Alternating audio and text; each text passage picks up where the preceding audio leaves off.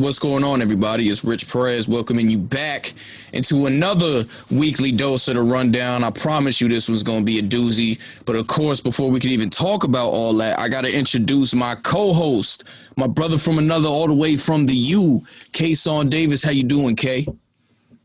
Yo. Back on this side, man, But I'm doing good, bro. How are you? I'm doing all right, man. I'm doing all right. Can't complain. A lot of things going on. It's been a while since we had a show where we can talk about this much. Mentioned back on that side, we're going to be flip-flopping a little bit from here on out, trying out new things and whatnot. But we'll get into all that stuff later. So, I mentioned how a lot of things happen. This show is going to go a bunch of different ways. We're going to start off with the NBA. We'll get back to the NBA when we flip to the NFL later. But like I said, we're starting with the NBA right now. Last week, when we talked to you guys while we were recording the show, we had breaking news that Oklahoma City and Phoenix were engaged in talks to send Chris Paul over to Phoenix. Those talks went on to get a deal further. They got a deal done. Chris Paul is going to the Phoenix Suns. And pardon me while I scroll down here, get you guys everything that you need to get there. So they Oklahoma City sent Chris Paul and Abdel Nader to Phoenix, and in return they got Kelly Oubre, Ricky Rubio, Ty Jerome, Jalen LeQuay, and a 2022 first round pick. The Suns' future first round to the Thunder is protected 1 through 12 in 2022, 1 through 10 in 2023. 1 through 8 in 2024, and it's unprotected in 2025. For this, I feel like it's a no-brainer. Everywhere that Chris Paul has gone, he's been successful. When he was in New Orleans, they had a losing record. They drafted him. They go to the playoffs. He's in the Clippers. It's the best Clippers era they had ever had. Up to that point with the Lob City Clippers and everything like that. They were talking titles, which if you know the history of the Clippers, that's never been a thing. He goes to Houston.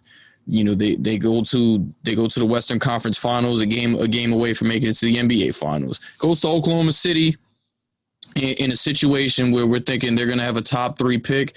They become the 5 seed in the West. So, excuse me. In this situation, you have Devin Booker, who's been looked at kind of as a disgruntled star because he wants to win. You've got a young guy in DeAndre Ayton over there. And now you're finally pairing them with a veteran who, as I just mentioned, has won at every level he's been at. Not just that, but, in the face of his career that he is now, he's kind of been a mentor to these younger guys, and he demands excellence as well. To me, this is a playoff team. Not only is it a playoff team, but they're going to be a scary team in those playoffs with the talent that they have over there. Yeah, definitely. We talked about it on here last time. I think they're definitely a playoff team. He's, like you said, Chris Paul, everywhere he's gone, he's shown that he can be successful. I think what he was able to kind of do with those kind of young OKC guys and things like that, and kind of, I don't want to say drag them to the playoffs, but kind of, help them. He made everyone better and helped them kind of get to the playoffs. I think he'll just be able to go over to Phoenix and do some of the same things. We know how talented Devin Booker is. We know about DeAndre Ayton. Those guys just kind of need that veteran to kind of get them and show them what it's like to really win in this league. And Chris Paul's kind of been there, done that. After leaving Houston, a lot of people kind of thought he was done and stuff. So that last year was kind of good for him to kind of come out there and show that he's not done yet, and he still has some left in the tank. So I think it'd be kind of the same role he kind of took last year in OKC, but with just maybe a little more talented players because, with Devin Booker and things like that. So I expect to see some of the same things. And then, like you said, with Devin Booker and then Chris Paul, I think that backcourt is one of the best backcourts in the league right now. So you get them in the playoffs, they're going to be dangerous. It's all going to, like everything else, depend on the matchups. But I can see them. I wouldn't say right now they go too far, but I can see them getting in and, like you said, being scary for a couple teams out there. Yeah, absolutely, man. Just the firepower of that offense with Devin Booker alone and what he's able to do. I actually I know it's been centered around Chris Paul, but we saw some great things from Abdel Nader last season. Being able to get him in that deal for Phoenix as well, I think is is just great. So they like between the firepower that they have over there and everything like that. Like I definitely think they're capable of taking someone out. I mean, we're getting to Houston later, but with the way Houston is looking, like, you know, they possibly could be out of that playoff picture, and just, you know, like I really do expect some amazing things to go down. Yeah, you figure OKC's probably out of the playoff picture now. I'm pretty sure they have some more trades that they want to do. Uh, Schroeder's out of there. CP's out of there. So a couple there, the more veteran guys are kind of gone. So Houston, OKC, there'll be a couple playoff spots up for grabs, so they definitely get in there. I think with Monty Williams too, we saw what he was able to do last year, coming back to coaching and things like that. He's gonna be back up with he's gonna be back teamed up with Chris Paul, and you know what they was able to do with the Hornets and things like that. So I expect to see great things from them over there, kind of more of the same what we talked about last week. Yeah, for sure, man. You mentioned Dennis Schroeder as well. They got a deal in place over there between them and the Lakers. Sent Danny Green over to Oklahoma City. I think there's some draft capital involved in that deal as well. You know, some people were like really worried about, like, oh, what does it mean for Rondo, because he opted out of the last year his deal to test free agency. Kind of up in the air. I don't think bringing Dennis Schroeder in necessarily means that Rondo's not coming back. You know, Kentavious Caldwell-Pope also opted out of his deal. I haven't really heard anything on Avery Bradley, but it's possible he could opt out as well. So I think he did opt out. Okay, so if he opted out there as well, you know, there's a path. There's definitely a path to bring Rondo back. I think if you're the Lakers, you should bring him back. But Dennis Schroeder, you know, he was a starting guard over in Atlanta, went over to that 6-man role in Oklahoma City, and you know, whatever they choose to do with him, I think that it's going to be pretty solid for the Lakers going forward. And for Oklahoma City, the rebuild officially starts. You know, they got Shai Gilgeous-Alexander as the face of that franchise now, and I think that's good for them moving forward. And the player that we all think that he can be from what we've seen anyway in his first couple years in the league. And they've got picks like crazy. You know, them in New Orleans just for the next couple of years. That's all we're gonna hear is, you know, with whatever pick the Oklahoma City Thunder drafts, you know, so it's officially going down over there. Shout out to Sam Presti for the amazing job. Shout out to Sam Presti for the amazing job that he's done with that organization, and just the fact that he's every single star that's been there, that has, you know, been under contract, that wanted out, he's done right by them every single time.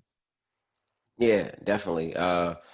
The rebuild is officially upon us over there in OKC. I think the moves that they made with trading Schroeder and trading CP was just to get the ball back in Shai Gilgeous-Alexander's hands. So I think those moves, so to move him back to point guard, because when Eric Horn was on here, I talked about it with him about just what they think about Shai and if they want to move him back to point guard. So those moves were definitely put in place to put him back in point guard and kind of start this rebuild. It's going to be interesting to see what they do with Danny Green. I figure they'll try to move him again, or maybe release him or something like that, because I'm sure he's not going to want to stay over there. But as far as the Lakers, I think it says a lot for Rondo. I don't think Rondo will probably be back. So I'm kind of on the opposite side of you. I think if you bring Schroeder in there, that he kind of takes the exact spot that Rondo kind of takes, just coming off the bench as that floor general. And I kind of, you could maybe say you can play them together, because Schroeder played with 3 point guards last year, and then the year before that he played Russell Westbrook, so he played with 1 point guard before that. So he's used to playing with other guards and things like that. But I think just with both of their abilities and not being the greatest shooters, watching Schroeder over the last couple of years or so, he's maybe a better shooter than he's given credit for, but he's not a shooter like that. So I think they kind of contradict each other a little bit. They both kind of need the ball in the hand to run the show and things like that for the most part, when you really get the best out of them. I think I did see something earlier where it says that Rondo has strong interest in joining the Clippers, and we talked about how great a situation that would be for maybe both sides. So I think Rondo, with that trade, Rondo's maybe out of here, and I think he will end up joining the Clippers. Well, I'm not saying that, you know, I'm not saying my opinion on whether or not I did say they should bring him back. I'm not saying like he will be back. I just feel like with everything going on, it shouldn't be a foregone conclusion that he's out of there. With that being said, he absolutely should have strong interest in the Clippers and what they have to offer. You know, it's kind of a perfect fit. They need an actual leader, floor general over there, and that's what he's been his entire career. Yeah, definitely. And just like I said, with Schroeder being there, they're both going to be the guard coming off the bench. So if you think about it, they'll both be the two guards coming off the bench now. Like I said, they're both not the greatest shooters and things like that. And they both kind of need the ball in the hand to drive and create for others and things like that. So they kind of contradict each other. I think the Schroeder move was just a move to say that maybe it's insurance in case Rondo does leave. But I think Rondo might look at that and be like, there may be better opportunities somewhere else because, it's kind of the same thing, same person maybe. Yeah, and I mean, no, you had something else? Nah, I said same players. That's the same person. Well, sticking to the Lakers here, not any transactions or anything like that, but DeMar DeRozan did opt into his deal, the last year of his deal with the Spurs, which is some interesting news, just off the fact that all we've kind of heard about him between him and the Spurs organizations consistently throughout the season was, it was more and more likely that they were going to part ways with each other. And, he goes and opts in with his deal. But I'm kind of looking at that from a different perspective. Maybe there could be a trade in the works and he's looking to just kind of help them out by opting into that last year of his deal rather than, opting out and getting maybe a lesser contract or something like that. Or maybe he feels like he can get traded and, still that's just the most money he'll be able to make. And, he's just kind of looking at the best situation for him, moving forward. But, what do you think when you're seeing that? I think it's kind of the best move for him with everything that's been going on with the pandemic and things like that, uncertainty, just how the market may look. Free agency is not going to be too long. I think opting in works out for kind of him and the San Antonio Spurs. He opts in, he gets his money, and then, like you said, he can still probably get to where he wanted to get to, and he still helps San Antonio get something for him. So I think all in all, for all parties involved, it was the best thing to do. I think at worst comes to worst, maybe he ends up staying if he really didn't want to be there. But even still, I think it was more of a kind of maybe secure your bag type of move instead of kind of hitting the market, not knowing what the market may look like and what the money's kind of looking like due to this COVID situation. Because a lot of, I guess we saw how much of a hit that the cap and stuff is going to take. So we don't know how much money people are going to be wanting to spend when players hit the market. So I think it was just smart for him to kind of pick up his option. It was guaranteed money instead of going with the unknown. Yeah, for sure, man. I guess, moving away from basketball a little bit here. Again, last week when we talked to you guys, we said that the Giants were in a crazy situation with a losing record and how bad the NFC East is. This was going to be their biggest game of the season, going up against the Philadelphia Eagles. They've been playing some very good football. They've actually been playing very good football the entire season, honestly. They've been in every single game that they played. The Steelers are still undefeated. They were in that game up until the fourth quarter. They played they played up in their division. The Cowboys game was, back and forth. And again, the division's not good anyway. But, they look like the best team in that division over there right now going forward. And they went to Philly. They played Philly at home, and, they showed out. Daniel Jones had another game with no turnovers. He made 2 money passes to that put them in positions to extend their lead over there in that game with the bomb to Darius Slayton to put them in Eagles territory, and then the big pass to Golden Tate as well. And then aside from that, like you're just seeing this team get consistently better. It looks like they're buying into what Joe Judge is selling them over there. The Giants coaching staff as a whole, like, it just seems like they aced that entire thing. We talked about Patrick Graham, the amazing job he did in Miami last year, and he goes to the Giants where they really don't have a ton of talent over in New York right now. James Bradbury's been their shining star in the secondary, and they've got a nice defensive front. Like, Blake Martinez is a tackling machine. Leonard Williams, who Giants fans have been very sour on since he got traded, myself included.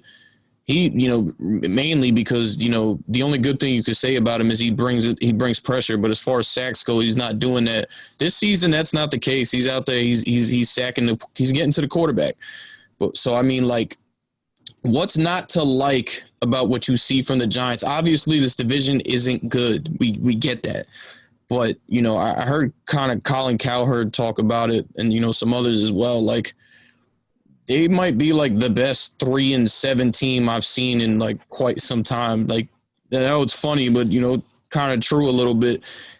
The other thing I want to get into with them too, because I know there's fans out there that are like, we shouldn't be. These are meaningless wins and everything like that. Wow, like what's the point? If we make the playoffs, we're just gonna go out anyway. This is a young team. I know specifically with this Eagles game, just watching the Giants the last couple of years, the Giants of old would have found in that same situation would have found a way to lose that game. This team that's presented to us now, like if you're watching the product, you can clearly see that they're getting better week to week. And, they're learning how to win. When you have a young roster like that, you're in a rebuild. That's a part of a rebuild is learning how to win.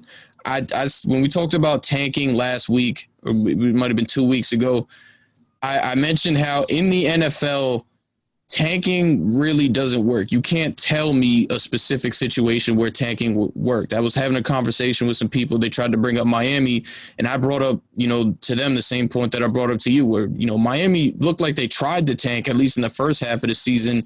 Some kind of clicked for them in the second half. They were competitive in those games, and it ended up being better for them in the long run. So with the Giants, and you're seeing these young guys finally develop and learn how to win games, for them to even get a taste of the playoffs will do wonders for them. I'm not sold on Daniel Jones as the guy, but I like what I see from Daniel Jones right now moving forward. Yeah, we talked about him on here multiple times. Just when we'll be able to kind of maybe figure it out, and maybe he's kind of figured something out these last couple of games. So I think it's good to see progress. So with sports sometimes it's just playing your best at the right time. So like you said earlier on in the season, they kind of maybe wasn't playing their best and they're losing games and things like that. But with the division being so bad, it's like just playing the best football at the best time can maybe kind of get them into the playoffs. And then more of what you were just saying, I think with such a young team like that, and just if you look at this season, how they are able to grow from losing those close games to now winning those close games, for Daniel Jones kind of maybe taking a turn the last couple of weeks and stopping his turnover issues. Anything can happen kind of throughout the season as the people get more comfortable with each other, teams develop and things like that, and just maybe playing their best football at the best time. So with a young team like that, if you can get in, like you said, you should kind of want to get in and give them a little taste of the playoffs, and maybe something else clicks. Maybe when he gets to the playoffs, he learns something. But even if he's gonna definitely learn something, but even if you go out in the first round this year, it could help you for years to come, because say they were having a great year this year. This would be their first year in the playoffs. So he'll be stepping into some unknown territory a little bit. So things could happen that way. With this year, even though they're not having a great year, and now they're kind of having a better year, if they're not having a great year, if they can get in and they lose, it's kind of like, okay, at least we learned something. So maybe next year, a couple of things change. They have a great year, and then he gets in the playoffs, and it's like, I kind of know what to do now. So just more learning experience and things like that. So if you can get them, that's always great. Yeah, I mean, when you look at this team, they've come a long way. Like even like the whole process of Joe Judge, when we heard that they were hiring this guy that we really didn't know much about, he was just a special teams coach for the New England Patriots. We're like, this is crazy. We didn't even know he was on their radar or anything like that. I know most people thought he was going to end. That Matt Rule, who was the head coach at Baylor, would, and he also worked under the Giants for a year as well, was going to end up being the Giants head coach. But he wowed them somehow. And when after we heard the hire, we're like, what's going on? Then he did his introductory press conference, and I don't know if you gotten the chance to watch that thing, but I was fired up after watching him talk in that press conference. I said he kind of reminded me actually of like a younger Tom Coughlin a little bit. And then like we're just watching how he works throughout the season, like and what he's been able to do. Like the guys on that team clearly want to play for him. Like they're bought into what they're selling over there. I even got to give Jason Garrett props. Like just going back to that coaching staff, like he's been very creative with some of the things he does. In this league, some guys are just better suited to be coordinators than they are head coach. Like the former Giants head coach, Pat. Wow, his name escapes me right now. This is bad. Is Uh, it something with an S? Is it something? No. um, this is like not good. I know you talk about. I can't think about his last name right now either. Shermer. Pat It Shermer. was something You with know, S. Pat Shermer did an amazing job as a coordinator with the Vikings. You know, their quarterback was Case Keenum. You know, Case Keenum is not a starting never in his career was a starting caliber quarterback in this league. But under Pat Shermer, he had a career year. They made a playoff run, went to the NFC Championship, I believe. You know, but he goes on that from there, gets the head coaching job at with the Giants, and he didn't do a good job at all there, and he's with the Broncos, as an offensive coordinator in there, and kind of back to what he's doing a little bit. Jason Garrett just was not a great head coach. He's with the Cowboys for a very long time. With his relationship with Jerry Jones and everything, was not a very good coach. A head coach. If you go back to his time before he was named the head coach, when he was just the offensive coordinator with the Cowboys, they had one of the highest rated offenses in the league. And that's kind of why I didn't like poo on the hire with him and the Giants. And I think so far with this season, especially with what he's had to work with, no Saquon, kind of learning to understand what works best for Daniel Jones and the weapons that they have over there. Like he's been able to get really creative there as well. So again, I just want to give props to the coaching staff that they put in place over there. And I'm all on board for going for it. They just signed their kicker Graham Gano to a 3-year deal with the amazing job he's doing there, but putting points on the board for them. Like this team, for the first time in a long time, you can sit and say you are excited about where they're going. Yeah, I think, like you said, we were kind of shocked when Joe Judge first kind of got the job, but I think he's maybe just what we've seen from over time. He's probably a great motivator. Like you said, you watched his interview and you were kind of fired up. And you talked about how he always the team looks like they want to play for him. He can get the best out of them. I think he just might be like a great motivator among other things. That's probably one of the things that the Giants seen in him. And then coming out of that Bill Belichick system, it's kind of like the Spurs system where like they have been so good for so long that some teams just kind of want to take some of their coaches and stuff and maybe kind of bring that system over there. So I think he it's been looking good for him so far. And I think kind of overall, he's probably just been a good motivator. As far as Garrett, I know we kind of talked about it on here before. I think I talked about it before. Like I think he's motivated enough to show people kind of that maybe he can get back into being a head coach. You said maybe he's better off where he's at or whatever. We'll see how that kind of goes forward. But I think him being kind of motivated this year is kind of good enough. And I felt like that was something the Giants kind of maybe needed. Him and Daniel Jones are maybe trying to still figure each other out, like you said, with no Saquon Barkley and the things that he has had to deal with. I think all in all, the conference is kind of bad. So it's like, but I think the Giants are like, they're not in a bad spot to kind of make the best out of maybe what they had. Yeah, I mean, we'll see what happens moving forward. Like when we talked about it last week, I still feel the same with just what we've seen from them this season. They can get into the play. I really do think they're the best team in the division right now from based on what I've seen. And they're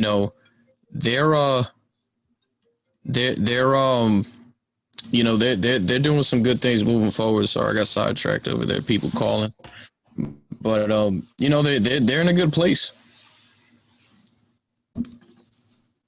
So the NBA announced their 2021 format, and it says that there will be another play-in tournament in each conference.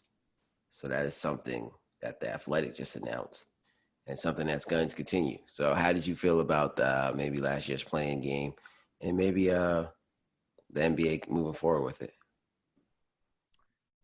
Well, I mean, it was I didn't. Is it going to go the same way where like it's only going to happen like if it's necessary, or like do they plan on like just having a play-in tournament? I didn't get to read the whole thing because I just looked at the notification pop up just now. Yes. But I figured they would have to make it where it's only necessary. If they're going to do it either way, that kind of lessens getting the 8th seed a little bit, because it's kind of like, why would I go after the 8th seed when I just sit in the 9th seed? and I'm still going to be able to get into the playing game. I mean, I guess you don't want to have to win 2 games, but if I'm a team kind of like Portland, I'd be like, okay, I'll sit where I'm at, and then I think I can knock whatever they've seeded off twice. So I don't think it'll be like that. I also think they need to lessen the number of games. I think 4 games is too big of a span.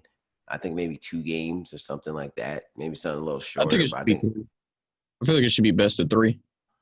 now I'm talking about like because remember how you had to be if you were 4 games back of the eighth seed, you had to play in tournament.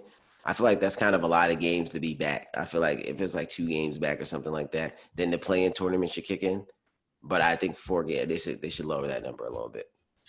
No, I agree with that. I think it's got to be something like realistic. Like, they can catch you if they're in this position. Like, there were teams that had no business even being in that play-in scenario in the bubble. Like, especially like, maybe I would have had a different opinion on the Wizards if Bradley Beal had decided to opt into the bubble season, but he didn't. So like, there really wasn't, like, we knew the Wizards weren't getting in, and then like the Pelicans, for as much hype as they had around them, like, it became clear very early that they weren't going to get in either.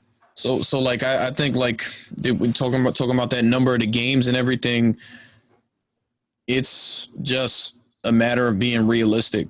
If you see like this team can actually catch up with their schedule and everything, then yeah, let them in. But if not, like it shouldn't matter. It shouldn't matter like how far back they are. Yeah, definitely. I think, like you said, there should be something that kicks in the playing tournament. And shouldn't just be, each conference has to have a playing tournament. Because then, like I said, it kind of lessens getting the eighth seed. It's kind of like the eighth and the ninth seed are kind of like the same. And like I said, if I'm the ninth seed, I would just really not waste my time chasing the eighth seed because it's like we're gonna have the playing tournament anyway. So in some cases, I think it won't work at all. So I think it should only kick in if they need to. And I think if you think about it, if a team's 4 games back, do you really want to see them play a play-in game? Like if Mm-hmm. it's like 2 games back or 1 game back, you're like interested. Like okay, like both of these teams were kind of But if you're 4 games back, it's kind of like we're kind of forced in this play-in tournament thing. So that's another thing. Yeah. Well, sticking to the NBA here because they've just been making a bunch of news as they kind of tend to do, especially with free agency starting to go on and all the trade scenarios and everything. We mentioned what the Clippers did and everything, what Oklahoma City did. Not the Clippers, excuse me, the Phoenix Suns in Oklahoma City were able to do, and then Oklahoma City making the trip to Lakers. We'll start with some miscellaneous stuff here. So Orlando signed a 2019 16 overall pick Chuma Okeke to his rookie contract. Milwaukee Bucks center Robin Lopez declining a $5 million player option to become a free agent. Not that shocking. Chicago Bulls did not extend a qualifying offer to guard Shaq Harrison, which allows him to become an unrestricted free agent. The Rockets actually sent over Robert Covington to Portland for Trevor Ariza in a 2020 first-round pick and 2021 protected first-round pick. So that was kind of a big deal. Trevor Ariza back in Houston. I liked Robert Covington in Houston, but I guess with everything going on with them, kind of makes sense a little bit. And not only that, the Rockets got the 16th overall pick in this upcoming draft with that deal. I thought that's another thing that I thought was really crazy. Same. I'm kind of confused with what Portland was doing over there.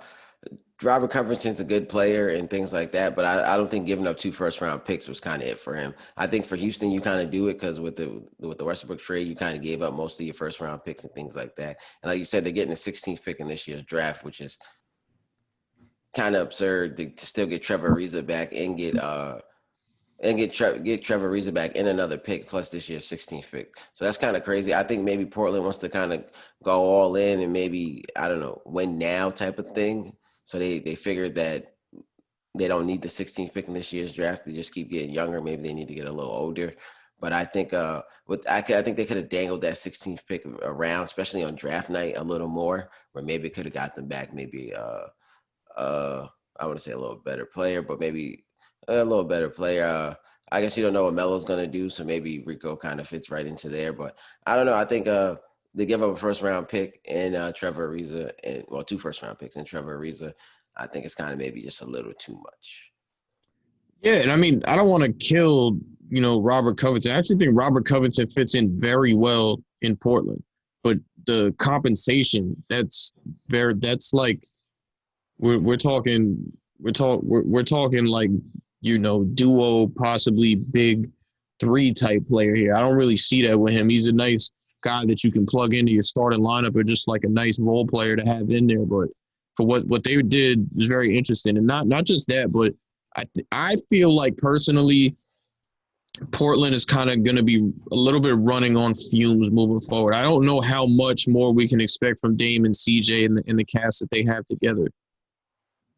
Yeah, that's why maybe they're trying to just fill out different spots around them. Rico is just someone who kind of replaces what Melo and kind of Trevor Ariza bought for them this year. So they're still kind of just trying to get the right pieces around them. They're just circling pieces around them. That's kind of why they feel like maybe they don't need to get younger. They kind of need to get more veterans around them, people who have been there, done that. So it's an interesting thing. Like you said, we don't know how much more they could do now, unless they add like maybe a third star. But I think right now they figure to just keep juggling the pieces around them until they find the right ones that fit the puzzle and maybe take them to the promised land. Yeah. So continuing on, man, the summer of Giannis might not be happening. Maybe it got torpedoed because Milwaukee went all in yesterday. The Pelicans traded Jrue Holiday to Milwaukee. They sent over Milwaukee sent over Eric Bledsoe, George Hill, and draft compensation. The trade, this according to Bobby Marks of ESPN. Excuse me. No. From Adrian Wojnarowski, they were finalizing a package that includes 3 future first round picks. That was a shocking one to me, just because as much as I like Jrue Holiday, and again, this is the same thing going with what I saw from Chris Paul.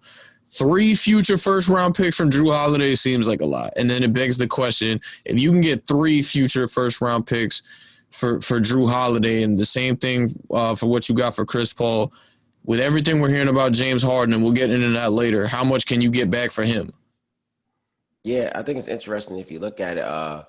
Rico was worth 2 first round picks. Now Jrue Holiday is worth 3 first round picks. I think also maybe you look at the Bucks and Giannis, and maybe they kind of had maybe a handshake agreement that maybe Giannis plans on coming back, because I don't think maybe they make this move if they don't know that Giannis is coming back. Or maybe you have to go all in and try to keep him there. To give up 3 first round picks and not know if Giannis is going to stay, it's kind of tough, because those picks might be good in a couple of years. If Giannis ends up leaving, then you end up having to trade Jrue Holiday and things like that. So then you kind of stunt your rebuild a little bit if he does end up leaving. So this maybe they have a little handshake under the under the table handshake that maybe he's coming back. But they definitely did get better. I think Jrue Holiday is someone that they definitely can use. I talked about it just multiple times. I felt like they needed another ball handler, someone that can get a shot, especially when it comes down to playoff time. Teams are going to pack the paint on Giannis, and they're going to kind of maybe force their shooters to be those guys and things like that. That's kind of most of the problems that they've had in the playoffs over the year. I think Jrue Holiday brings another ball handler, another scorer, another defender, a versatile player, just another star over there to take the pressure off of Giannis. And then, yeah, that's about it. Just really take the pressure off of Giannis. That's kind of really what they needed. And take the pressure off Chris Middleton too. So I think it's a great pickup offensively and defensively. So it was worth the trade in the long run. We're going to have to see if Giannis ends up staying, then it ends up being worth it. If they continue to look how they looked over the last couple of years, that pick is going to be a 30th pick. But if Giannis ends up leaving, then those picks are going to maybe come back to haunt them. So it's a little wait and see, but I think for right now, they definitely got better than what they were last year. Yeah, I mean, I like the trade for Milwaukee. You didn't have to give up any of your core players to make it happen. I guess maybe that's why they had to give up so much draft compensation to bring him over. Still don't, necessarily agree with the amount of first round picks you have to give up to get Jrue Holiday. But, again, if you can get that move done without having to give up your core guys, it's a win-win there. I still don't think that means that Giannis will stay. I feel like, and maybe I'll be proven wrong if he ends up signing that Supermax with them during the season. I feel like he wants to wait and see how far they go before like he actually commits to them. I think this is just, they're a last-ditch effort by them to, make sure that they can get him over there. But they weren't done there. They went and made a deal with the Sacramento Kings and sent over Bogdanovich in a sign and trade deal. So the Bucks traded Dante DiVincenzo, Ersan Ilyasova, and DJ Wilson in that deal to get Bogdanovich. I actually like Dante DiVincenzo, so I think it's going to be a good piece for the Kings moving forward. And what he can do. I know they don't have the greatest relationship with Buddy Hield over there right now. Maybe they want to try and repair that relationship so they can get him back in that starting lineup with De'Aaron Fox. You don't have to worry about signing Bogdanovich now, which could have really came back to haunt you once it was time to pay De'Aaron Fox, who looks like he has a promising future. But aside from that, like, you talk about them packing the paint on Giannis and everything like that. You're adding in a guy who's a bona fide shooter. You can plug in there just starting two guard to go along with Jrue Holiday. Like, the Milwaukee Bucks went out and they made moves last night. As Sam Presti once said, "Scared money don't make no money," and they're trying to go out and win a championship and ensure that they can keep their star for the foreseeable future. Yes, this trade was kind of a little surprising to me. I didn't kind of see it coming. We talked about Boban. We talked about Bogdanovich on here before, but just about how he kind of maybe took Buddy Hield's spot over there, and the Kings looked like they really liked him maybe a little more than Buddy Hield. So for them to kind of get rid of him right now, I think was a little surprising to me. Maybe they didn't want to pay him. And it's interesting, like you said, maybe they're going to try to repair their relationship with Buddy Hield or trade Buddy Hield too, whatever they're going to do over there. We thought that Buddy Hield should kind of be starting. But for the Bucks, I think it's great. I think the Bucks got a lot better last night. I think for a team that had a lot of shooters, I think they got better with shooters, if that makes sense. I think they surrounded Giannis with a lot more shooters, and maybe some players who can create a little bit more too, because Bogdanovich can kind of create a little bit too. But I think they got a little more firepower to really help Giannis over there. So I like the moves by the Bucks. I think it's really going to help. And with Bogdanovich over there and Jrue Holiday over there, I think that them two in the backcourt being able to space the floor for Giannis. Plus, you still got Chris Middleton, you still got Wesley Matthews, and just things like that. You still got Brook Lopez. I think it really opens up the paint a lot more for Giannis. And then you think pick and roll with Jrue Holiday and Giannis and things like that. The Bucks are maybe a lot less predictable this year coming up. For sure. Staying on the Sacramento Kings, forward for them, Jabari Parker opted into his $6.5 million deal for this upcoming season. Magic swingman James Ennis declined his 2.1 player option, be making him a free agent moving forward. Rodney Hood of the Portland Trailblazers actually had a very good season for the Portland Trailblazers. He's opting out of his deal, his $6 million deal with them. He will become a free agent as well. And just some news on the NBA season coming up. NBA player from Shams Charania of The Athletic. NBA players must return to their team's market no later than November 30th to be in coronavirus testing and can begin individual workouts from December 1st to the 5th after 3 negative PCR tests.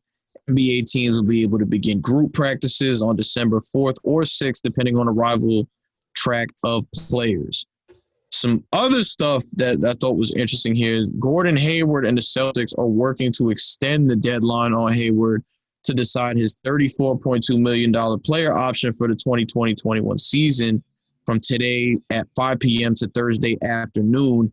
And just getting ahead here on that one, the last I heard was he's actually in play to become an Atlanta Hawk through trade. So keep an eye on that one. Yeah, I thought with them kind of maybe pushing that back, there's maybe some trade talks going on, or they're trying to find him a destination or somewhere they can get him to before maybe he opts in or opts out or whatever the case may be.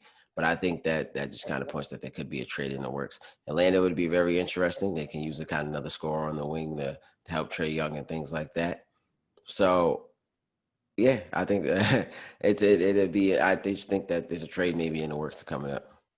Yeah, I agree. I think it's probably best for both parties to kind of part ways.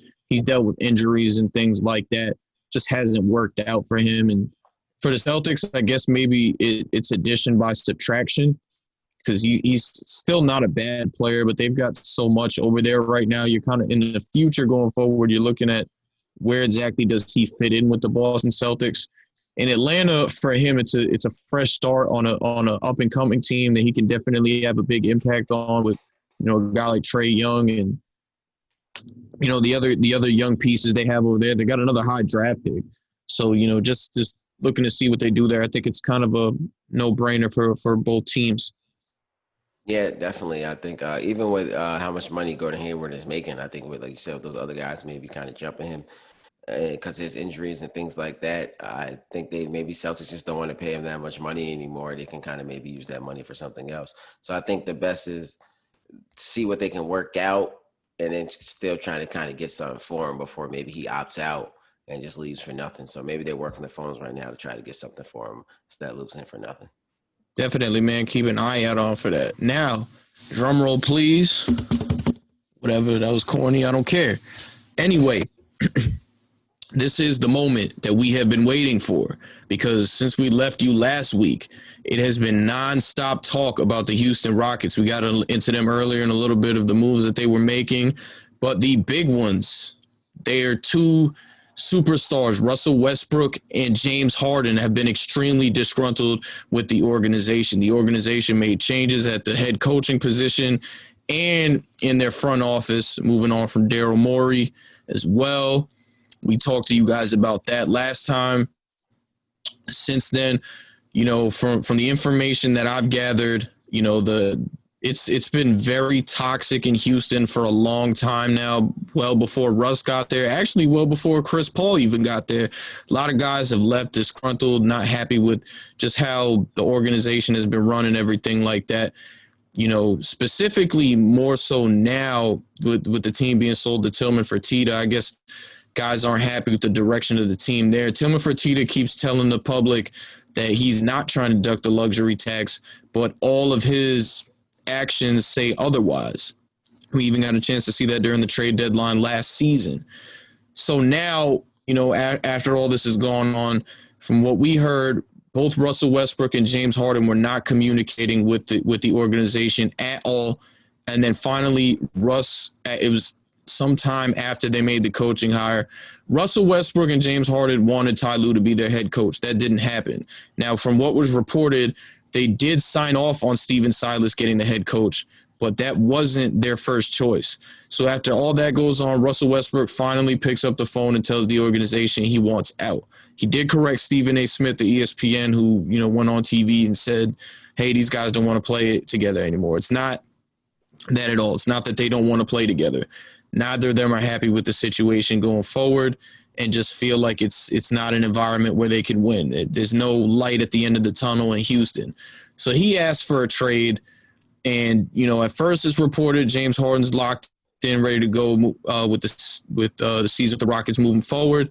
But then we start hearing some little things there that he would like to possibly play with Kevin Durant again.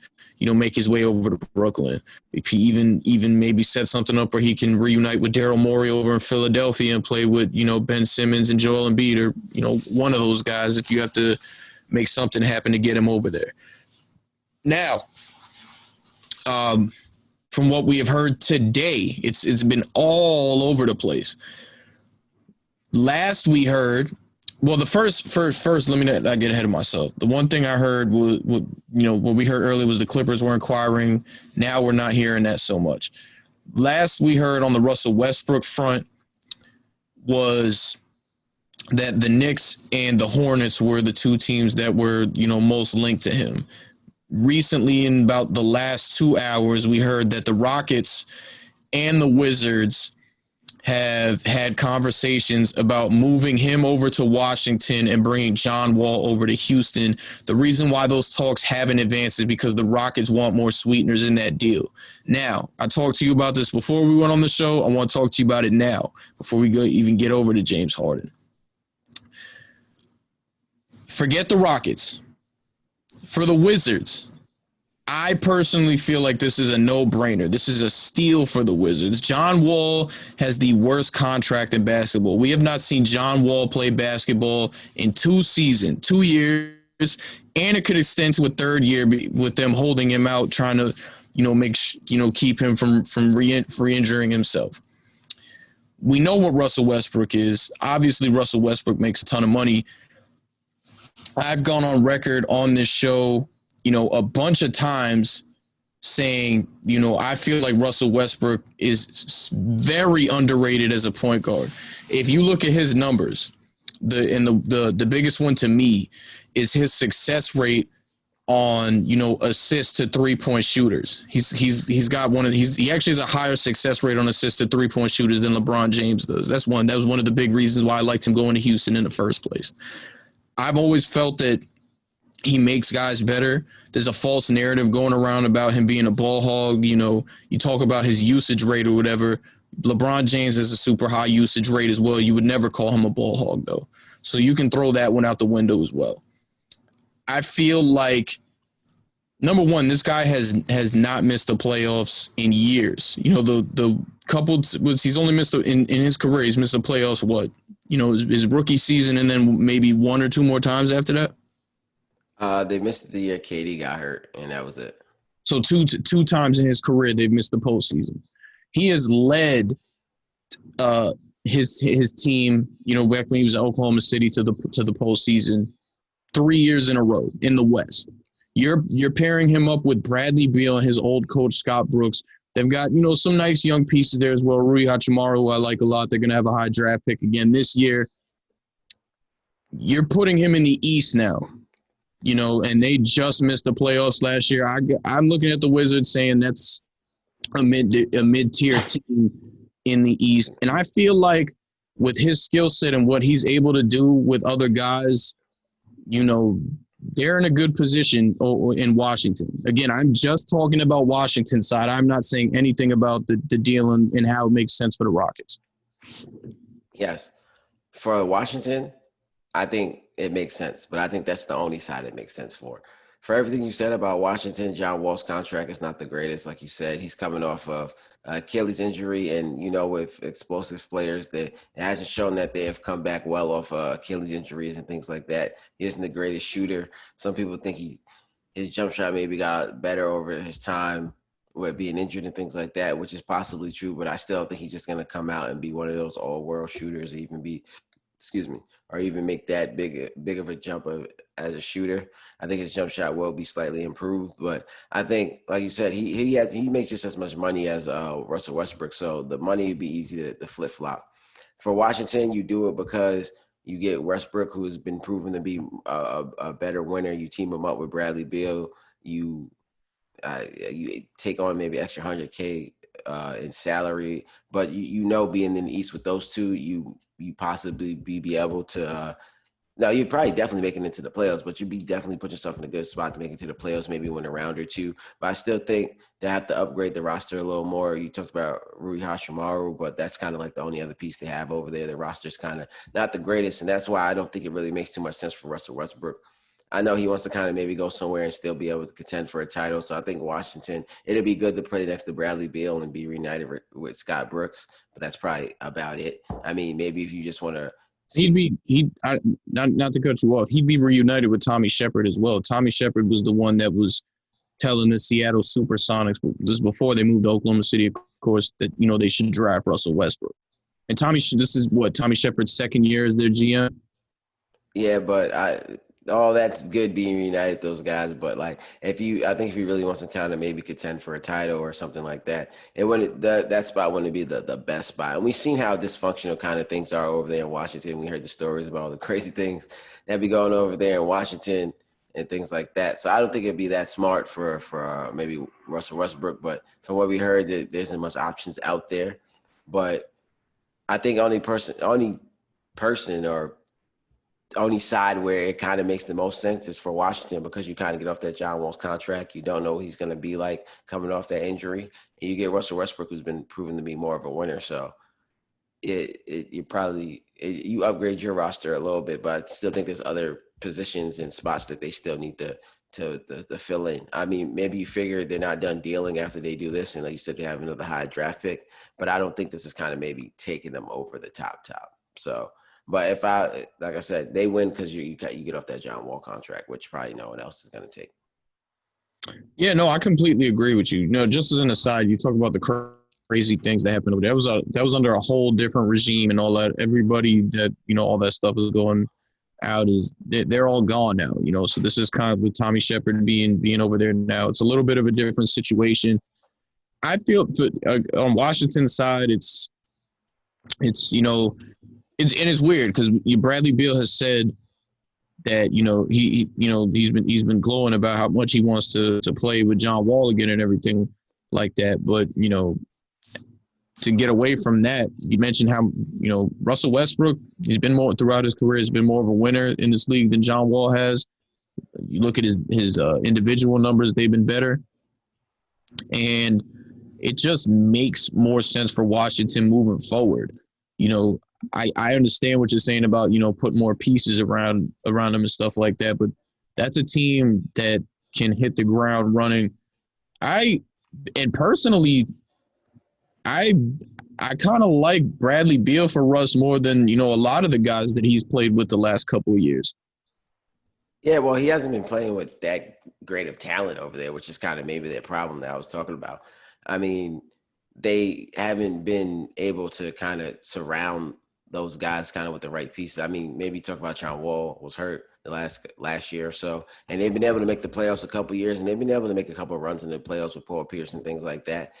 So with Russell Westbrook, they're going to be better, but I still think they need to fill some more pieces out around the roster. And I guess maybe depending on how they're able to do that will determine kind of what the team would look like. But I think just getting Russell Westbrook right now would just get them over the top, maybe into the playoffs and things like that. But it won't be heading towards a championship that I know kind of Russell Westbrook wants to play for. No, it won't. But again, when you look at the options for Russ, what else is there? Because honestly, this is the only, and none of us even expected to hear this, but outside of what we've heard that's available for Russ, like legitimately available anyway, this is the best option for him when you think about it. If I'm Russell Westbrook and his people, I want to stay away from the Knicks as much as possible. Number one, because of what's been made about his career already, and then you're just going to amplify that in New York with, I feel like players go to New York to kind of like go away. Like nothing good has gone from a superstar coming to the Knicks. This, honestly. Yeah, I see what you mean. We talked about on here a lot, just about how dysfunctional the Knicks are. So going over there might not be the greatest situation. Charlotte hasn't really been the greatest situation either. Just been how they've been able to fill their roster out too. So if you really think about it, maybe Washington is still the best option that's on the table right now, because playing with Bradley Beal probably be better than any of those other options, and maybe reunite with Scott Brooks and things like that. But I still think, I guess it's really kind of up to the Rockets where they want to trade him to. But I think if he really wants to compete for a championship, he may have to maybe figure out if he can finagle his way somewhere else. It'll be tough. It'd definitely be tough. It was definitely shocking to even see that they were engaged in conversations with Washington. So we'll see like what kind. It'll come down to how much Washington is willing to give up to get that done. But that's interesting. On Houston's side, that was another one too, because it's like they want to repair their relationship with James Harden. I personally feel like the only way you're going to be able to do that is, one, try and get these two to want to come back together and run it back again, and then really include them on exactly what's going on over there. We talked a little bit earlier about how there's not really a light at the end of the tunnel for the Houston Rockets with how much they've given up to put the team together and everything like that. But Tillman Fertitta's got to be willing to spend money, and they need to be included on decision-making on how they can improve this team to win a championship. Because, the one thing we talked about since the playoffs, Harden said it, and we both agreed with him on it. We feel like they're a piece away. Yeah, definitely. I think, like you said, it's kind of the relationship over there. Tillman Fertitta kind of talked about how he didn't say it, but he doesn't really want to go into the luxury tax and things like that. They kind of talked about how they haven't been including them into maybe some decisions, but there's also been some other reports, maybe like politics reporting, that may be playing a little factor into it and things like that. But I think, and I was kind of telling you before, if I'm the Rockets, if I plan on keeping James Harden, I'd most likely keep both of them. I think if you think about it, getting John Wall is not going to want to make Harden stay. So I figure if you're going to try to make him stay, you keep him with his best friend, whether they want to play together or not. We don't know. They said that that's not the issue. But with a new coach and a new GM, you figure maybe you change some of these things around. And like you said, they can maybe get in there and work on those relationships and kind of rebuild those type of things. But I think it would be easier for him, easier to maybe keep Harden a little more happy than it would be if he was playing with John Wall. Because if you think about it, if he's there, you bring him John Wall, he's like Westbrook, or maybe not as good as Westbrook. Not saying that John Wall's bad or anything, but everyone, well, not everyone, but most people would think that Westbrook's just a little better than him. So if you're going to keep him there, to have him there with Westbrook, I think the reason that Harden wants to have a trade, it's because once he knows Westbrook gets moved, he's probably not going to get moved for a piece that can bring in someone where he can still compete for a championship. So he figures as soon as Westbrook gets moved, we're in a rebuilding stage now, so he kind of wants to go. So if you keep, now unless you can trade Russell Westbrook for another maybe superstar player that James Harden is going to look like, okay, we still can compete for a championship, I figured that I would keep them together if you're going to try to force him to stay or something like that. I would keep them together. So it's either trade both or keep them together and kind of work on fixing things around both of them. And at least if worse comes to worse, he's there with one of his best friends. And in the meantime, you try to figure everything else out. Yeah. And again, like on Houston's side, trying to bring John Wall in, I'm trying to make sense of it myself. I'm thinking, because again, we talked about how like Russell Westbrook and James Harden aren't even really communicating with the Houston Rockets right now, just because they're not happy with everything going on over there. So, like, maybe this is their last-ditch effort to James, like, even though they're not talking like, hey, Russ is gone, but we did bring you, John Wall in here. And again, not everybody agrees with it. I know you don't agree with it, but, it's something. Or, maybe it's like, okay, we'll bring John Wall in and just try and sell the fan base on him, as our guy moving forward to try and compete. Or, like, we got something here. We're not going to go to the lottery and everything. We got John Wall. And again, these aren't this is me trying to make sense of it. This is not, something I agree with or anything like that. But, honestly, I think the end result is going to be both of these guys will get moved. I think it's something, but when I'm just thinking about how you can pitch it to either Harden or you're pitching it to the fans. Hey, we brought in John Wall for Russell Westbrook, and they're kind of the same player, but the one we just got gets paid, I guess, a little less. And he's coming off an Achilles injury, and he back-to-back devastating. He tore his ACL before that, right? I'm not sure. I think he tore his ACL, and then while he was rehabbing from the ACL injury, he tore his Achilles. So we're bringing in him, and this is the guy that's either going to keep Harden happy, or this is the guy that's supposed to keep y'all happy. And I just don't think that's going to sell either way. I think, like I said, it's either you get rid of both of them or you keep one. So it's like if you pitch it to the fans, it's like, hey, we kept Harden and we kept his best friend with him. So this is the guy that we hope we can get both of them to be happy again. Or we bring in this guy who is not as good. He's coming off one of those horrendous injuries where we see a lot of people not be able to come back from, especially explosive players like he was. And this is the guy we're going to sell to y'all. I think that it's just not going to work. Hey, I don't disagree with you there, man. I really don't. It's an odd.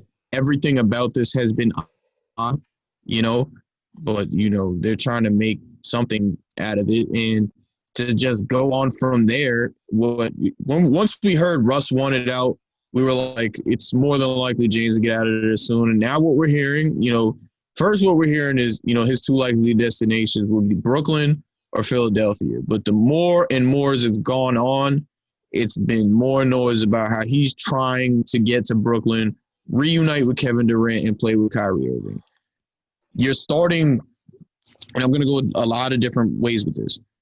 If you're the Nets, your starting piece in that trade is Karis LeVert. It's pretty obvious. And then you go on from there with your draft picks, and you maybe got to move a Spencer Dinwiddie and a Jared Allen, Tory, whatever you got to do, right? Houston is under their mindset is we want an all-star player back. We want equal value back for James Harden, and I get that. But when you're trading somebody who's a player with the likes of James Harden, history has shown us that you never get that back. You trade $1, you get 4 quarters back every time. So, and I think it's going to get to that somehow. I recently saw that they're they're comfortable or they're good with heading into the season being in an uncomfortable situation. But, eventually this is going to have something's going to have to give here. James Harden turned down a 2-year extension where he would be making $50 million a year. That says a lot. Now, away from Houston's side, back to Brooklyn. If I'm the Brooklyn Nets, I wouldn't do this. Honestly, the Brooklyn Nets are in a situation right now where it's already a chemistry experiment. Kyrie Irving won a championship with the Cleveland Cavaliers, then said, I don't want to be here no more. I want to go to the ball. He just said, I want to get traded. He had his trade destinations. He gets moved to Boston, who looked like they were in a promising situation. And by all accounts, they fell apart because of him, and he was not a good leader and all that. His character and everything's a little off, or whatever you want to make it, that I'm not here to judge. He ends up in Brooklyn, signing with them. Now, Kevin Durant goes to the Golden State Warriors. A winning situation. You can go there and you can win as much championships as possible. The one championship they didn't win, everybody got hurt. We get that. He says, I don't want to do this anymore. I want to go to Brooklyn with Kyrie Irving. These are two dudes who a lot of people view as odd guys, right? They're both, used to having the ball in their hands. James Harden, another ball stopper. You have 3 guys that are used to having the ball in their hands, a rookie head coach, and 1 basketball. I'm questioning exactly how that's going to work. Now, on one standpoint, you would think, yeah, they can make the NBA Finals just because they are that talented. They have that much talent there, putting another big 3 together over there. And it's going to be great. If you can get fans in there, that's going to be the place to be. The Barclays Center watching the Brooklyn Nets. It's going to be the place to be for sure. Just like how in the 90s, and there's some people I know that aren't going to be happy I said it, but I'm sorry, it's facts. Just like how in the 90s, Madison Square Garden was the place to be under Pat Riley or Jeff Van Gundy with the Knicks. The Nets are going to be the team to watch in New York and the place to be if you can get these 3 together. Now, just from a pure basketball standpoint, I really don't know how that works. Yeah, it's like you said, it's gonna be another chemistry experiment. You think, but either way, it's gonna be a chemistry experiment. If they keep the people they have now, you got to kind of put KD and Kyrie into the fold because Kyrie didn't play too much games this year. And you got to get that chemistry. You bring James Harden and you kind of maybe trade half of your team and maybe surround them with some more veterans and try to create that chemistry. But I think if anything, the Nets have showed us since maybe KD and Kyrie wanted to come or things like that, is that they're gonna do what they feel is right for their people. I kind of credited them on here before how they really show that they look out for their people. They KD and Kyrie wanted to get Steve Nash. They went out and got Steve Nash. Steve Nash is cool with Mike D'Antoni. They went out and got Mike D'Antoni. They've shown that they really, Amari Stoudemire, Steve Nash, and all of them played together. They went and got Amari Stoudemire. And these are all great pieces to add, but they've just shown that they will listen to their star players, and if their star players feel like they think this is the right move, then they would do it. Because when they got rid of their other head coach, a lot of us was surprised. Yeah, Kenny Atkinson. A lot of us was kind of surprised, like Kenny Atkinson was doing such a great job over the last couple of years, and then KD, Kyrie come. They're injured. The Nets are still kind of playing well. And he kind of loses his job, but there's a lot of talkings in there about KD, Kyrie wanted a new head coach. So I think if KD and Kyrie really want James Harden that much, which I've heard a report that Kyrie is not as interested in the move, but that's another story. That's it. But they said KD is. So if both of them are kind of head on for it and want to do it, I think the Nets will take their chances and kind of maybe go for it. Now, is it the best move? Who knows? But they're going to be in a chemistry experiment anyway. So it's either, I guess, maybe you want to make your stars happy while you're going through this. At least you can say, well, I did everything that you guys wanted and I kept you guys happy. So it's kind of up to maybe you guys to figure out the rest of it in the basketball situation. Or you maybe stay back and stay what you have. But it's a chemistry experiment either way. Well, I mean, I'm saying it's a chemistry experiment to begin with. So why would you want to add more to it? You know, that could like hinder that. You know, because everybody you've been on here a bunch of times saying they have no excuses. They should go to the NBA Finals. I think the more you kind of mess with trying to make that successful, the worse on it's gonna be. But now, you know, even me, you know, if you guys are watching everything, you know, I put it out there. I don't agree. I will play devil's advocate though. I will play devil's advocate because when they formed the big three in Miami, you know, yes, they went to 4 straight NBA finals, won 2 NBA championships. Let's go back to it.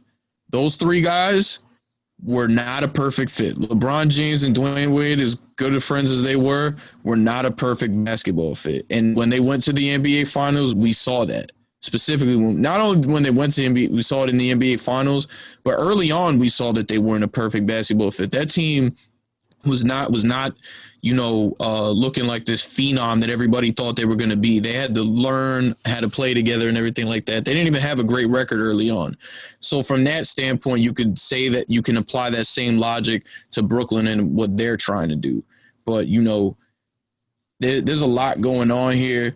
The other thing is it's so late in the game. You know, what you know, going back to what Miami did, they set themselves up perfectly for that. You know, they blew up the roster, signed, you know, had the money to sign those 3 and then just put everything around them afterwards. They had a nice window to do that. Here, free agency's already started. You know, the draft's coming up tomorrow. Like, they really don't have the time to, all right, we're going to trade half our team to get Harden and then we're going to find guys to plug in. Like, it's very tight window for the Brooklyn Nets to be successful here. Yeah, definitely. But kind of like you said with the Heat, it wasn't the perfect fit, but eventually they were able to figure it out because those guys all wanted to play with each other. That's why I'm kind of saying the Nets seem like they'll take the approach that if this is what you guys want, we'll go get what you guys want. Even with the DeAndre Jordan, KD and Kyrie won DeAndre Jordan. They went out and got DeAndre Jordan. So I figured, like I said, they want to just get you guys with maybe the people they feel comfortable with and get them in their kind of best situation and then leave them to kind of figure out the basketball situation. And I guess they figure they'll be able to figure it out. But if you look at the Heat situation, it's like they were able to figure it out. So sometimes great players are just able to figure it out. So they're just gonna have to maybe get those guys together if they want to play with each other. They should be able to figure it out from there. So that's what I think the Nets are probably hoping for. Most def, man. Again, it's the NBA where amazing craziness always happens. I mean, I don't know if you saw Ray Allen kind of, you know, he chimed in on it. He said he felt like it would be like a disaster if those 3 kind of formed together. The other thing too, like with Kevin Durant, and you know, because I saw something and I really didn't agree with this. They said if those 3 come together, they will be what Durant, Westbrook, and Harden were supposed to become. I don't agree with that at all. You know, Harden was cut. I mean, I'm on record saying, you know, that those 3 could have been great if they never broke that up. But, you know, they would have grown together. These 3 they are who they are now. You know what I mean? Like it's a whole different story. And you mentioned how Kyrie's not exactly keen on the idea of bringing Harden in. There's a reason for that. Yeah, definitely, because Kyrie is kind of gonna have to be the one to sacrifice the most. I've said this on here before, but KD, he's easier to be able to adjust around people than maybe Kyrie is. The Kyrie and Harden are maybe a little more ball dominant. So, and we all seen how James Harden plays and things like that. Kind of his dribble step back that he likes to do a lot of isolation plays. That's gonna have to change a lot because Kyrie likes to do a lot of the same things. So it's kind of like one of those sayings where it's like, is there enough basketball to go around? I know KD will probably be fine. He'll be able to figure it out. He's coming off an Achilles, so I'm sure he's not trying to go too hard. So he's going to get in where he fit in, especially to start the season to make sure he's good and things like that, and try to bring himself along slowly. It's kind of Harden and Kyrie, which is the two who don't have the best relationship. Not that they have a problem with each other, but it's really KD who's trying to get Harden to come there. So if it was like both of them try to get him to come there, it'd be like, okay, so Kyrie's not really the one trying to get him to come there. I'm sure Kyrie doesn't have a big problem with it. But with that being said, it's kind of like, is he willing to make those sacrifices if he needs to? And we talked about maybe some of the problems that he's had before and things like that. So it's not too shocking because he's the one who has to make the most sacrifices. So, and it's going to be interesting to see if Harden's going to be able to change his game because it's not going to be as much isolation, as much dribble, step back, not that 35 points a game type of thing again. So it's we're going to have to see more of kind of like the OKC Harden. Yeah, for sure, man. Draft. We're recording on a Tuesday. It's tomorrow, Wednesday night. You can catch that at 7 p.m. on ESPN.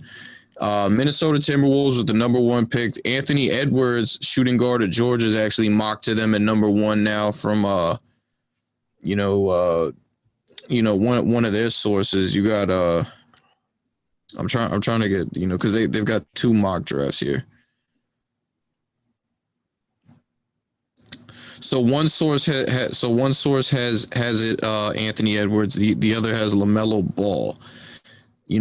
I think it's a give or take there. I know you said you like LaMelo Ball at 1. I'm iffy on either or. I don't know how far they can go wrong with that one. Then the worst kept secret in the league is, as you mentioned, James Wiseman going 2 to Memphis. And then 3 would actually be LaMelo Ball to the Charlotte Hornets. This is just one mock draft, by the way. I don't know how I feel about it. I think I'm leaning more towards, like, again, when we talked about it last time, I'm starting to lean more towards LaMelo Ball going number 1 overall based on just kind of the trends and everything that I'm seeing. I think it's a good situation for him in Minnesota. I've heard rumors that the Clippers want to try and trade up to get him, but I don't know if that actually has legs or not, especially when you consider the fact that he really could go number 1 too.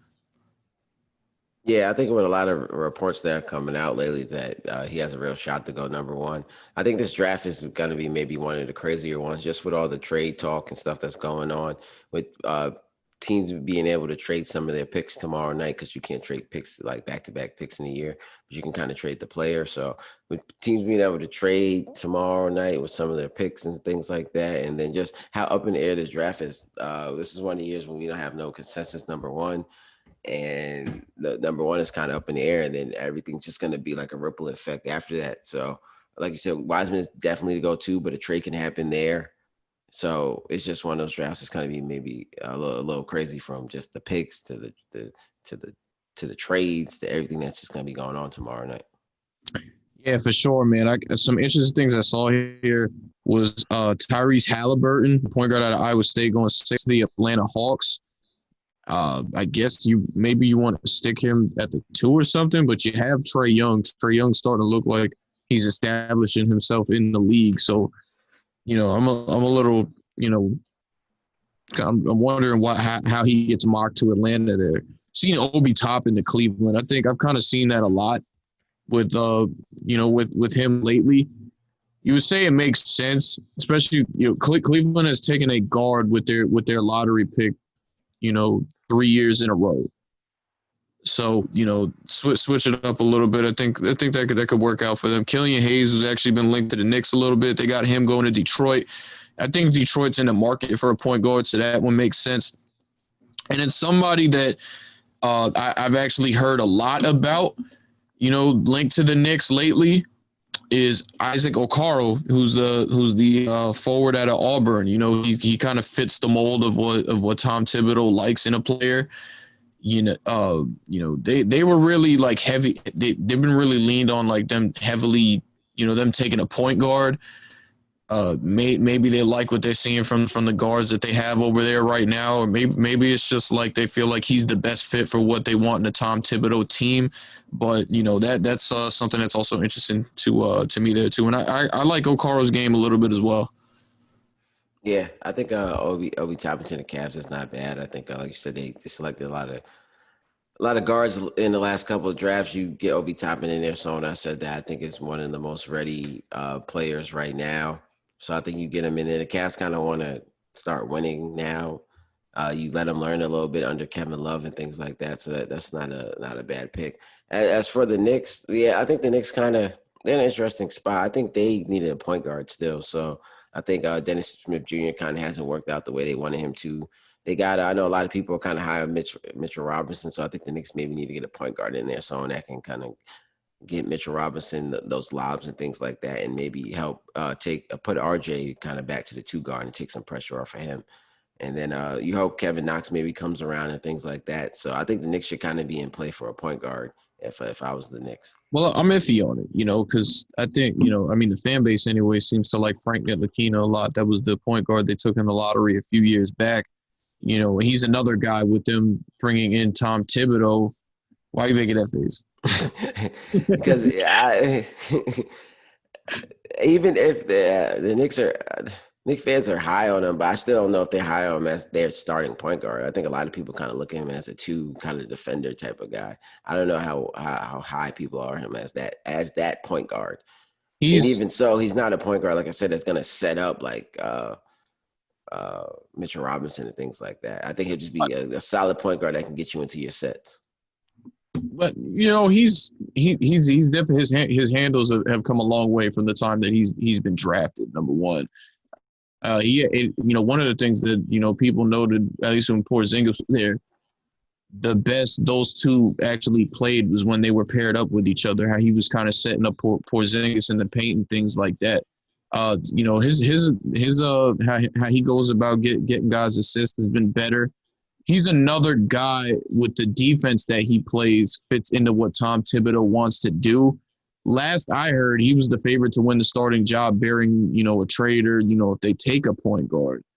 So, we'll see on that front. But he's a guy that's consistently developed over the years. He's just, especially these last 2 years, he's had tough breaks, whether it be injuries or just some malpractice on the coaching staff's part. So, not, he's kind of looked at as a project guy, but I know he's been getting a lot of high praise from not only like executives and things like that, but even like his peers as well. I don't know if you can go back to when they played Golden State a couple of years ago. They actually gave Golden State a run for their money. He had a very good game, and you had Steph Curry. He did a good job. He did a good job defending Steph Curry that game too. Steph Curry giving him his praise after that. So. That's just me saying if they decide not to go point guard, I think, he might be factoring into why. Yeah, like I said, I think he's solid like defensively, and all that's probably true. But even with all that said, if I'm the Knicks, I'm going after another point guard. I can definitely understand. I can definitely understand that. I truly can. And I know Killian Hayes has actually been linked to them a lot too. And those two actually know each other with Hayes playing over in France and things like that. So we'll see how it shakes out for the New York Knicks tomorrow. Kind of wish there was like people allowed there, because I'm gonna miss that kid that always watches them every year with the glasses. I'm talking about. He cries every year when they make their pick because he doesn't like it. Yeah, I was gonna say just not only him, but just seeing all the Knicks fans go there and boo the picks. Boo the picks is definitely gonna be we're definitely gonna miss it. But maybe we can get a whole bunch of Zoom Knicks fans and put them on there. Get that kid. Let them boo. If they can get the Zoom, make sure you get that kid on Zoom. Yeah, definitely, and just let them boo. Or if not, get some boo sound effects, even if they're not booing. It has to be for the culture. For the culture. Yeah, I like that one. I like that. We run it with that. You got boo for the culture. RJ Hampton and Cole Anthony are two guys that, I thought very highly of coming out of high school. Cole Anthony's been the best basketball player to come out of New York in quite a long time. We mentioned how he didn't really have such a great year at UNC between, his knee injury and then, how he performed when he came back. You mentioned kind of what was, his lack of success because of, what was around him at UNC. But, the individual numbers weren't exactly there. You didn't expect a lot of success from UNC either. They graduated pretty much all of their best guys, when they were going on their run, they're in, not this past season, but the season before that. So they left the cupboard bare when he got there.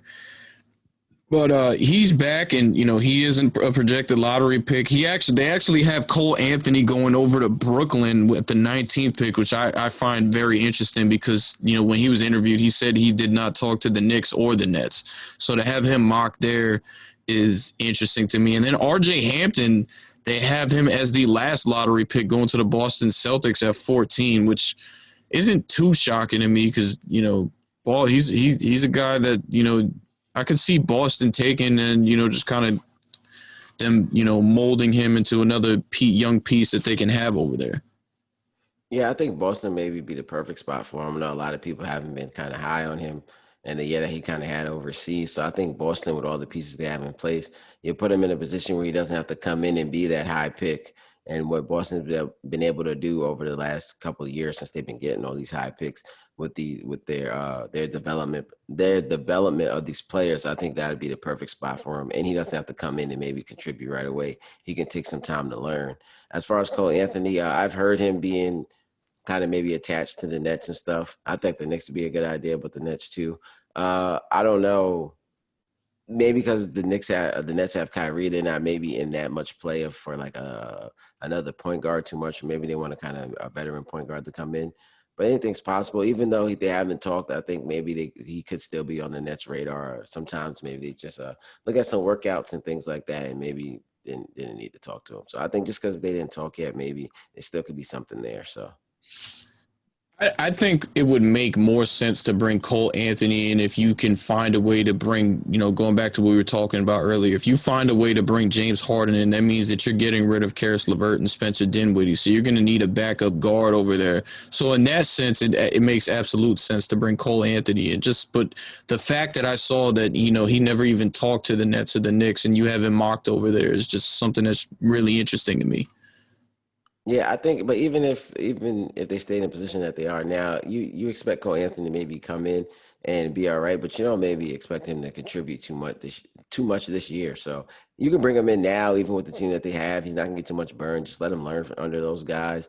And kind of like the same thing with RJ Hampton we were just talking about. It's not a situation where he has to come in, be that top pick, have all that pressure on him, playing at home, things like that. So let him come in, learn under Kyrie, learn under all these guys. So when it's his time to kind of maybe get out there, he's ready. Yeah, one other name that I found very interesting, not so much interesting just because I've actually heard this kid be mocked to this team literally all year, and that's Trey Jones, the point guard from Duke, younger brother of Tyus Jones, who he was, but I don't know where's he playing now. He doesn't play in Minnesota anymore. Memphis, I believe. He's in Memphis now. Okay, Trey Jones of Duke, actually being mocked to the Miami Heat with the 20th pick. And I've heard his name synonymous with the Miami Heat all year. And it makes sense to me. He a guy that, they can throw into their developmental system, whether, they're going to put him out there right away or just have him play some in the G League with, the guards that they already have over there. But, I like the pick for the Miami Heat. I think, he's a guy that can really thrive in the system and what they do over there and how well their player development system is over there. And, from there, there's so many things that can go with the Miami Heat. If you lose Goran Dragic to free agency, now you're like, do we move Kendrick Nunn back to the starting job with how good of a year he had, even though, down the stretch it wasn't as good. He looked pretty good in the NBA finals once he finally got some run there. But, there's that. Or, can you keep Goran Dragic and then you keep Kendrick Nunn and you're like, hey, we're going to make Kendrick Nunn to the 2 and, try and work something out with Duncan Robinson and Tyler Hero, maybe move Duncan Robinson to the 3 with his stature and everything. And, plug Trey Jones as your backup point guard there or something like that. Or do you even possibly move on from a guy like Kendrick Nunn to get Trey Jones in there? But there's a lot of interesting things there. And that's if it happens tomorrow night, that's a pick I actually kind of like for the Miami Heat. Yeah, I think he kind of fits their culture well. If you watched him this last year, he it's kind of was like a hard working, maybe do it all. Like he was the veteran on the team, but he was like a kind of hard working, do it all point guard for them. So I think him going in there, I don't think they'll maybe adjust too much for him. I think Kendrick Nunn's spot would probably still be safe. not unless he comes in and kind of plays like out of his mind. I don't expect him to kind of maybe be that player in the league. I think he'll kind of be maybe sort of like his brother, just be like a solid maybe backup point guard. And I don't know if I expect that out of him in the first year. Maybe you think a couple years down the line it'd be like that, but it's definitely a point guard that I think worth taking for them, especially that late in the lottery, and someone that you see how it goes, and maybe he can come in and make an impact right away. He was the ACC, I believe, Player of the Year this year. So he's coming from a good conference. He's coming from playing against some tough competition. So he might be able to come in and make that impact right away. But sometimes with these players, you might not know right away. So I think bringing them in there and getting them in there, developing him and things like that, like the Heat are accustomed to doing, get him in there. You know he's going to work hard. You know all those type of things. Get him in there, get him into that Heat culture under that development group. I think definitely maybe kind of like a Kendrick Nunn situation by the time the season starts. It may be something there, or even later on down the line, but maybe soon. So I think it's definitely definitely for them to consider. And if they do get the pick, it could end up the way that, like you're saying, if they're that high on him. But I think they should maybe slow a little bit, because Jargic is still a solid veteran point guard, and definitely someone they missed in the finals. Yeah, absolutely. I mean, for him, I like when I look at a Trey Jones, I look at him being kind of like what a lot of these young guys have been for them. You know, the guys that they've acquired later picks in the draft, and you know, guys that they've acquired that as undrafted guys, whether it be from like another team or guys that they just were able to pick up themselves. You know, just not somebody that's going to have a major impact on your team, but a guy that you're going to be able to plug in. You know, just be able to go in there, get points, maybe play some defense, things like that. And, him going at 20 to them, it's kind of like what it's been, even though he wouldn't be a lottery pick because he'd be outside the top 14. Like, Bam Adebayo, an all-star, had a career year, was the heart and soul of Miami Heat, was about the 13th pick in the draft. Tyler Hero, 14th, right? The last lottery pick, when they had Justice Winslow, I believe he went like 11th. And, when he was in the Heat system, he showed some promising things as well. They drafted Josh Richardson in the second round. He's no longer with the Heat, but when he was with the Heat, he was another guy that was showing some promise for them. So, like, he just kind of fit. Trey Jones just kind of fits the theme of what Miami's done with young guys, especially to be able to get him around that area in the draft. Yeah, definitely. I think he's going to be one of those, like I said, kind of hard-working point guards that come in, maybe pick you up full court, make you turn a couple of times, make it tough on you. So I definitely think, like I said before, I think he'll definitely fit into that Heat culture over there. You just got to get him in there because, he's a hard worker. Just seeing his growth over his time at Duke, going from playing with Zion and them and things like that. And then last year kind of taking over the team. So he's definitely one of those hardworking point guards that he's worth taking. He kind of fits the Heat culture.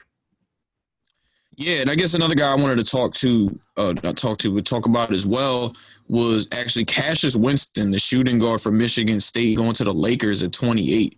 That's another one that I think would be a good pickup for the Lakers. We saw another guy from Michigan State with the Lakers way back when that was able to do some good things like that. I'm just saying that though. I'm not comparing it to Magic Johnson, but that I actually could kind of like that for the Lakers. Yeah, Cassius Winston was a solid point guard for Michigan State for his time there. A solid floor general, really a solid scorer for them. He was definitely, I believe, the leading scorer the last 2 years, someone who just be able to take over the game for them. The Lakers, I mean, with just getting Schroeder, I guess they might not need him as much, kind of, especially if Rondo comes back, like we were talking about earlier. But to get him in there, he's definitely someone that we know can score the ball. So eventually you get him in there, maybe develop him. And if things kind of maybe work out, he can be that scorer and maybe play with Schroeder or play with Rondo and things like that. So he's definitely someone who I think people should keep an eye on, especially kind of maybe late in the draft, just for his scoring ability and things like that. Yeah, for sure, man. And I guess, one other guy that I wanted to get into before we get out of here was Precious Achiuwa, the freshman forward out of Memphis. They actually have him mocked over to Minnesota at 17th. What do you think about that? I think pressures will go somewhere in that 10 to 20 range, things like that. I think I seen one when he was kind of mocked at 15, which would be interesting to see what Houston does now, like 15 or 16. I think that's something maybe Houston should be maybe interested in. He's not as great as a shooter, but he's like 6'9". He's solid. He can play. He can stretch the floor a little bit and things like that. Guess they don't know where they're going, but they need. He was a top 10 player coming into college and things like that. He averaged a double double over there at Memphis, so I think he's a solid player for people to kind of look out for. I think Houston. I'm gonna go with Houston with picking up that pick. I think he'll be solid with Houston, especially if they can get Harden and Russ to stay, which kind of seems far fetched now. But if not, they still get a top maybe lottery talent. Mm-hmm. Yeah. I wouldn't be mad at that at all. Definitely wouldn't be mad at that at all. I think right at the 16th pick, they said well, it'll go to Houston, but they had Portland taking Jalen Smith, the center out of Maryland. Yeah, so it's interesting now that Houston has that pick. So a lot of things could happen there. Because Houston, I guess they do need a center.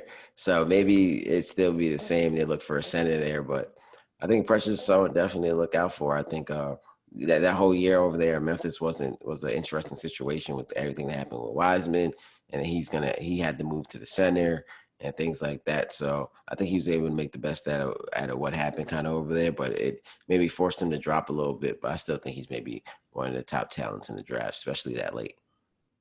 Yeah, man, absolutely.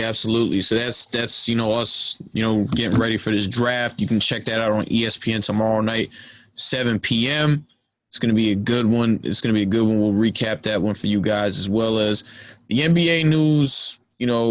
That'll continue to come forward and develop as time goes on. The Giants are on a bye week, so probably be talking about the New York Jets and what they're doing.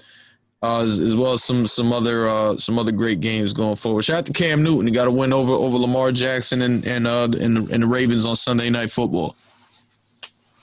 Yeah, well, we we'll be coming to you to talk to you about what the Jets are doing or what they're not doing. So that's always going to be interesting. So it's I guess you guys should be waiting for that next week. Oh, most def, man. It's Rich, it's Kayson, and we will catch you guys next week. See you soon.